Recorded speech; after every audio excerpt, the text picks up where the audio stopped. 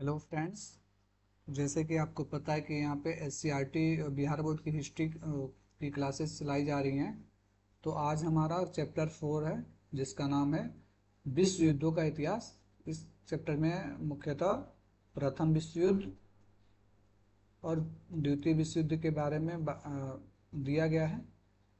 ठीक है, तो ये आज हमारा चौथा वीडियो है और चैप्टर 4 भी है। इससे पहले हमने चैप्टर 1, 2 और 3 कंप्लीट कर चुके हैं। अगर आपने उन वीडियो को नहीं देखा है तो डिस्क्रिप्शन में लिंक दिया गया है, आप वहाँ से जाकर के देख सकते हैं। साथ ही साथ आपको क्लास 6, 7 और 8 की भी वीडियो आपको दी गई है, लिंक आप वहाँ से जाकर के देख सकते हैं। ठीक है, चलिए चैप्टर देखते हैं। इस चैप्टर में क्या इंपॉर्टेंट पॉइंट्स हैं जो आप हमारे एग्जाम में काम आ सकते हैं। तो जैसे यहाँ पे चैप्टर का नाम है, चैप्टर 4 है विश्व युद्धों का इतिहास। इसमें मुख्यतः प्रथम विश्व युद्ध और द्वितीय विश्व युद्ध की बात की गई है। तो पहला ही पॉइंट है कि प्रथम विश्व युद्ध कब से कब तक हुआ था। तो 1914 ईस्वी से लेकर के 1918 ईस्वी तक हुआ था। ठीक है, 1914 ईस्वी में जर्मनी औद्योगिक क्षेत्र में काफ़ी प्रगति कर चुका था। तो जो जर्मनी था वो 1914 ईस्वी तक क्या किया था, उसने औद्योगिक क्षेत्र में काफ़ी प्रगति कर चुका था और वो ब्रिटेन और फ्रांस को भी काफ़ी पीछे छोड़ चुका था। ठीक है, जर्मनी ने तुर्की के सुल्तान से बर्लिन से बगदाद तक रेलवे लाइन बिछाने की योजना पर स्वीकृति चाहिए। अर्थात जो जर्मनी था वो तुर्की के सुल्तान से बर्लिन से बगदाद तक रेलवे लाइन बिछाने के लिए स्वीकृति मांगी, जिसने सुल्तान ने क्या किया, स्वीकृति दे दी। परंतु जर्मनी की इस योजना से क्या हुआ, फ्रांस और जो रूस थे वो काफ़ी नाराज हुए और उसका विरोध करने लगे। ठीक है, अगला पॉइंट है 1905 ईस्वी में रूस जापान युद्ध हुआ, जिसमें जापान क्या हुआ, विजयी हो गया। नेक्स्ट पॉइंट है तुर्की साम्राज्य तथा ऑस्ट्रिया हंगरी में अधिकांश निवासी किस जाति के थे, तो स्लाव जाति के थे। ठीक है, 1912 ईस्वी में जर्मनी ने इंपरेटर नामक जहाज बनाई। इंपोर्टेंट है, यह उस समय का सबसे बड़ा जहाज था। इंपरेटर नामक जहाज किसने बनाई थी, तो जर्मनी ने बनाई थी। ठीक है, अगला पॉइंट है यूरोप में गुटबंदी का जन्मदाता जर्मनी का चांसलर बिस्मार्क को माना जाता है तथा उसने 1879 ईस्वी में ऑस्ट्रिया के साथ द्वैध संधि की थी। ठीक है, तो ऑस्ट्रिया के साथ द्वैध संधि किसने की थी, बिस्मार्क ने की थी। और इसको क्या कहा जाता है, गुटबंदी का जन्मदाता कहा जाता है। अगला पॉइंट है सन 1882 ईस्वी में एक त्रिगुट यानी ट्रिपल अलायंस बना, जिसमें कौन कौन थे, तो जर्मनी था, ऑस्ट्रिया हंगरी था और इटली था। ये इंपॉर्टेंट है, आप इसको याद रखेंगे। जर्मनी था, ऑस्ट्रिया हंगरी का नाम एक साथ आता है और इटली था। ये ट्रिपल अलायंस में सम्मिलित थे। ठीक है, बिस्मार्क ने यह गुट किसके विरुद्ध बनाई थी, तो फ्रांस के विरुद्ध बनाई थी। ठीक है, तो इस ग्रुप ट्रिपल अलायंस किसने बनाया था, बिस्मार्क ने बनाया था। किसके विरुद्ध बनाया था, तो फ्रांस के विरुद्ध बनाया था। और इस ट्रिपल अलायंस में कौन कौन थे, तो जर्मनी, ऑस्ट्रेलिया, हंगरी और इटली थे। ठीक, अगला पॉइंट है, नाम इसलिए कह रहा हूँ कि याद रखने के लिए कि एक और इनके अपोजिट में भी एक ग्रुप बना जिसमें 3 कंट्री थे। जैसे यहाँ पे आप नाम देख सकते हैं ट्रिपल अलायंस। तो इसमें कौन कौन थे देखते हैं। इस ग्रुप त्रिगुट के विरोध में फ्रांस, रूस, ब्रिटेन ने 1907 ईस्वी में एक त्रिदेशीय संधि यानी ट्रिपल अलायंस बनाई थी। ठीक है, तो नाम बहुत कंफ्यूजन हो जाता है कि ट्रिपल अलायंस में कौन थे और ट्रिपल अलायंस में कौन से थे सदस्य कंट्री थे। ठीक है, तो आप इसको ध्यान में रखेंगे, दोनों पॉइंट इंपॉर्टेंट है।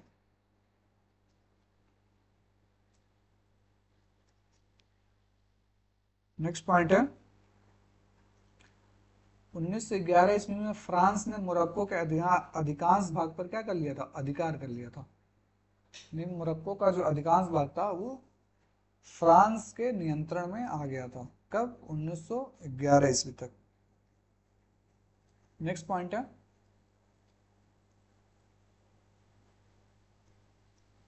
1904 ईस्वी में ऑस्ट्रिया ने तुर्की पर अपना अधिकार जमा लिया। बिस्मार्क ने फ्रांस के धनी प्रदेश अल्सास तथा लॉरेन पर अपना अधिकार कर लिया था।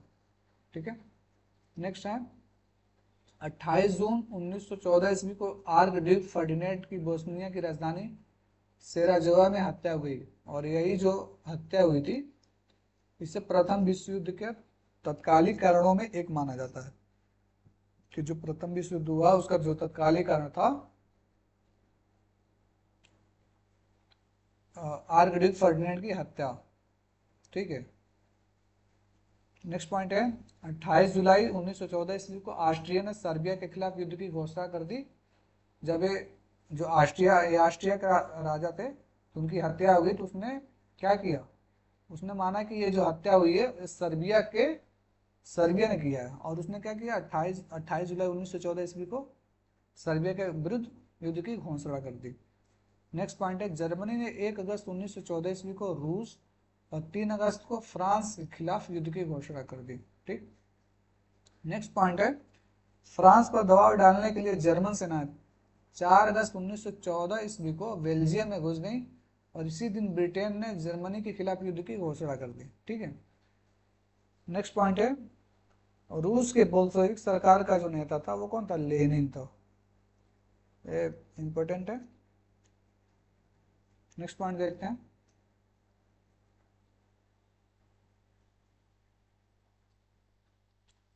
मार्च 1918 ईस्वी में रूस जर्मनी में एक शांति संधि हुई।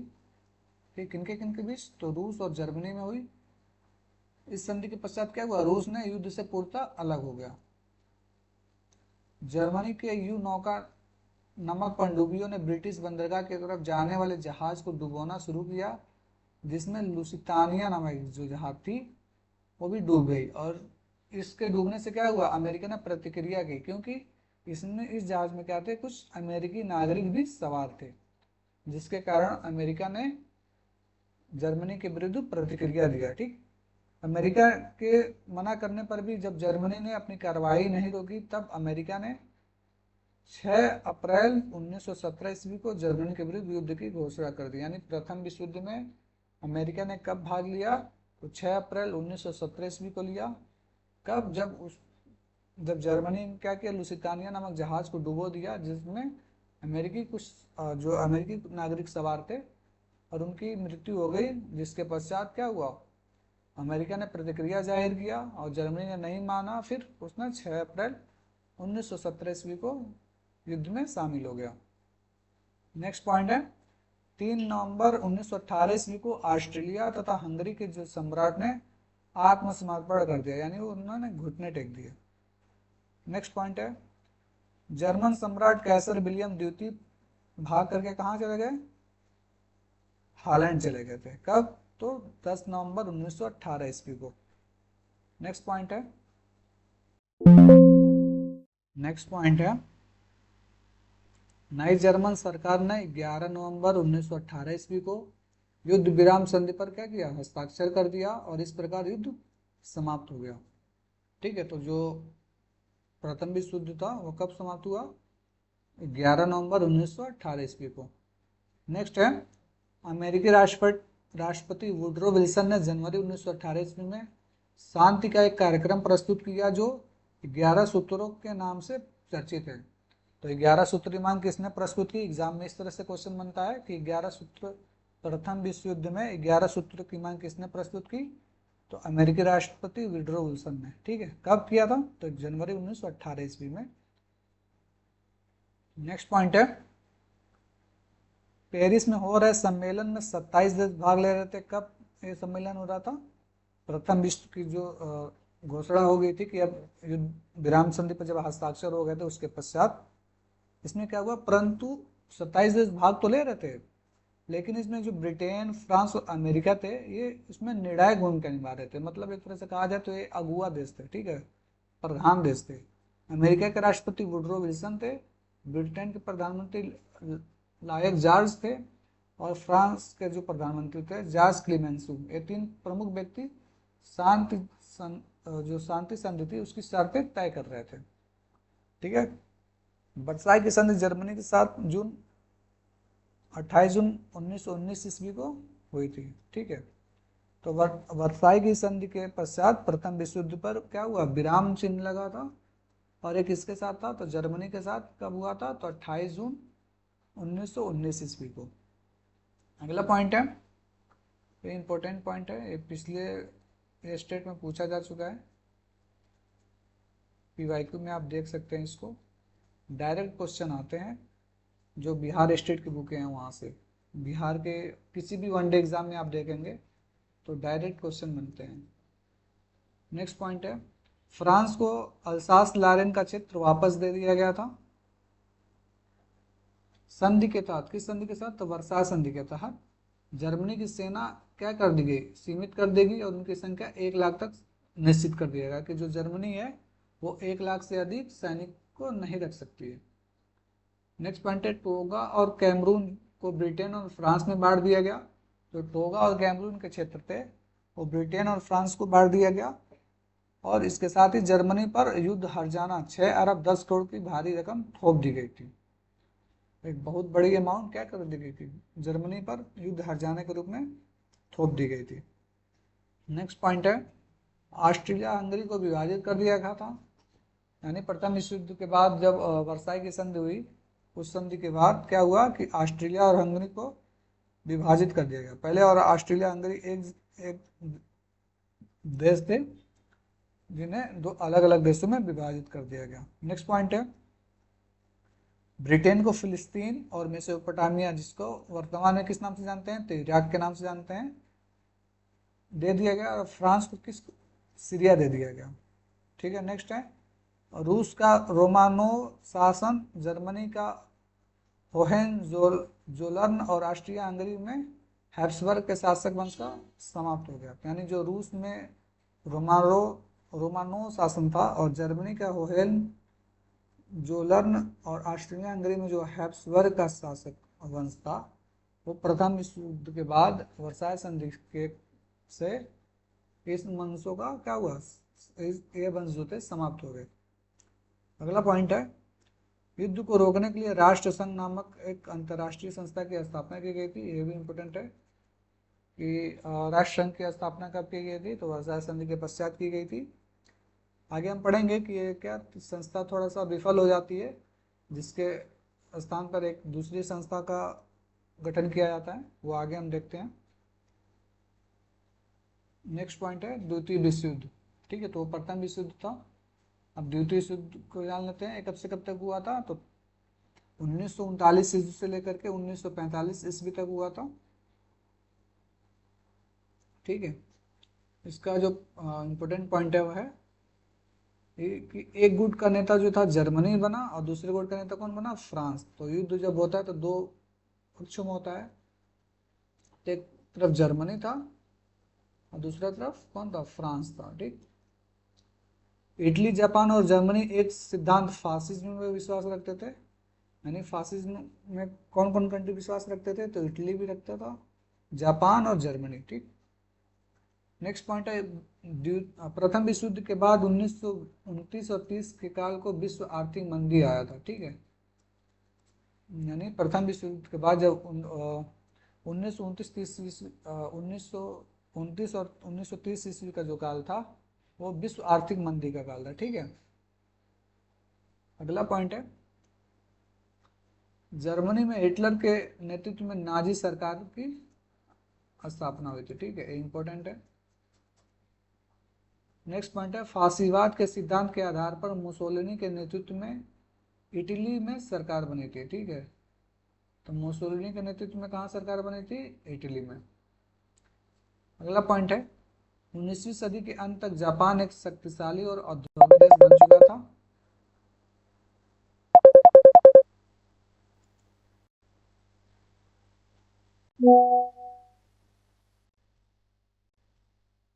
नेक्स्ट पॉइंट है, 19वीं सदी के अंत तक जापान एक शक्तिशाली और औद्योगिक देश बन चुका था।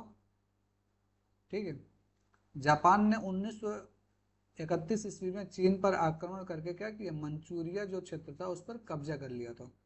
ठीक है, नेक्स्ट पॉइंट है, हिटलर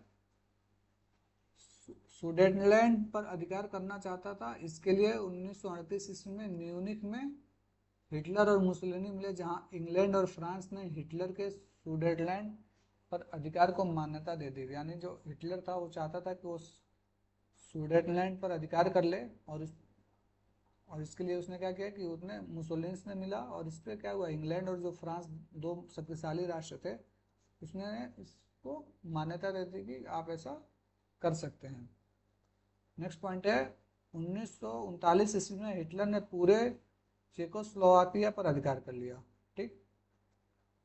और 1 सितंबर 1939 ईस्वी को जैसे ही जर्मनी ने पोलैंड पर आक्रमण कर दिया, इसके साथ ही दूसरी विश्व युद्ध शुरू हो गया। नेक्स्ट है ब्रिटेन और फ्रांस ने 3 सितंबर 1939 ईस्वी को जर्मनी के विरुद्ध युद्ध की घोषणा कर दी, और 12 मार्च 1940 ईस्वी को फिनलैंड ने क्या किया, आत्मसमर्पण कर दिया। ठीक है, तो इसमें कुछ फैक्ट ही है, और ये जानना है कि युद्ध कब हुआ था, और एक तरफ कौन सी कंट्रीज थी, दूसरी तरफ कौन सी कंट्रीज थी। इसमें कुछ और इम्पोर्टेंट पॉइंट्स नहीं है जो आपके एग्जाम से रिलेटेड हो। ठीक है, नेक्स्ट पॉइंट है 9 अप्रैल 1940 ईस्वी को जर्मनी ने नॉर्वे पर आक्रमण कर दिया था, और 22 जून 1940 ईस्वी को क्या किया, फ्रांस ने आत्मसमर्पण कर दिया। 22 जून 1941 ईस्वी को जर्मनी ने रूस पर आक्रमण किया और एक बड़े भूभाग को अपने कब्जे में ले लिया। ठीक। जापान ने 7 दिसंबर 1941 को हवाई द्वीप स्थित पर्ल हार्बर के अमेरिकी नौसैनिक अड्डे पर हमला कर दिया। इंपॉर्टेंट पॉइंट है, एग्जाम में पूछे गए हैं, यहाँ से क्वेश्चन बन सकते हैं। इसी हमले के बाद क्या हुआ, अमेरिका ने परमाणु बम फोड़ा था। तो जापान ने पहले क्या किया कि 7 दिसंबर 1941 ईस्वी को पर्ल हार्बर के अमेरिकी नौसैनिक अड्डे पर क्या किया, हमला कर दिया, और जवाबी कार्रवाई में अमेरिका ने 8 दिसंबर 1941 ईस्वी को जापान के विरुद्ध युद्ध की घोषणा कर दी। ठीक है, और 7 मई 1945 ईस्वी को जर्मनी ने भी आत्मसमर्पण कर दिया। अगला पॉइंट है, जैसे कि अभी हम देखें कि जब जापान ने पर्ल हार्बर पर आक्रमण किया था, उसके जवाबी कार्रवाई में अमेरिका ने क्या किया, पहले तो जापान के विरुद्ध युद्ध की घोषणा की थी, उसके बाद 6 अगस्त 1945 ईस्वी को हिरोशिमा, और 9 अगस्त 1945 ईस्वी को नागासाकी, जापान के 2 महत्वपूर्ण शहर थे, उस पर क्या कर दिया, एटम बम गिरा दिया था। ठीक है, तो ये एक इम्पोर्टेंट पॉइंट है। नेक्स्ट पॉइंट है जापान ने 2 सितंबर 1945 ईस्वी को आत्मसमर्पण कर दिया, और इस तरह क्या हुआ, युद्ध समाप्त हो गया। नेक्स्ट पॉइंट है द्वितीय विश्व युद्ध की जो कुल लागत आई थी, यानी जो टोटल खर्चे आए थे, वो 13 खरब 84 अरब 90 करोड़ डॉलर थी। ठीक है, तो इतने अमाउंट खर्च हुए थे द्वितीय विश्व युद्ध में, और पता नहीं कितने लाख लोग मारे गए। अगला पॉइंट है परमाणु बम का जो पहला परीक्षण हुआ था वो जुलाई 1945 ईस्वी में हुआ था। ठीक है, नेक्स्ट है द्वितीय विश्व युद्ध के बाद विश्व साम्यवादी और पूंजीवादी खेमे में बट गया। साम्यवादी खेमे का नेतृत्व कौन कर रहा था, तो सोवियत रूस कर रहा था, और पूंजीवादी खेमे का नेतृत्व कौन कर रहा था, तो अमेरिका कर रहा था। तो ये इस चैप्टर के कुछ इंपॉर्टेंट पॉइंट्स थे जो आपके एग्जाम में काम आ सकते हैं, और इस चैप्टर से क्वेश्चन पूछे भी गए हैं। आप PYQ देखेंगे तो आपको क्वेश्चन दिखेंगे। ठीक है, तो आई होप आपको वीडियो पसंद आया होगा। अगर आपको वीडियो पसंद आए तो इसे ज़रूर लाइक करें, कमेंट करके बताएं, अपने दोस्तों के साथ भी शेयर करें, और मेरे YouTube चैनल को सब्सक्राइब करके बेल आइकन को प्रेस कर दें, ताकि जब भी कोई नई वीडियो आए आपके पास सबसे पहले पहुंचे। फिर मिलते हैं अगले वीडियो में। धन्यवाद।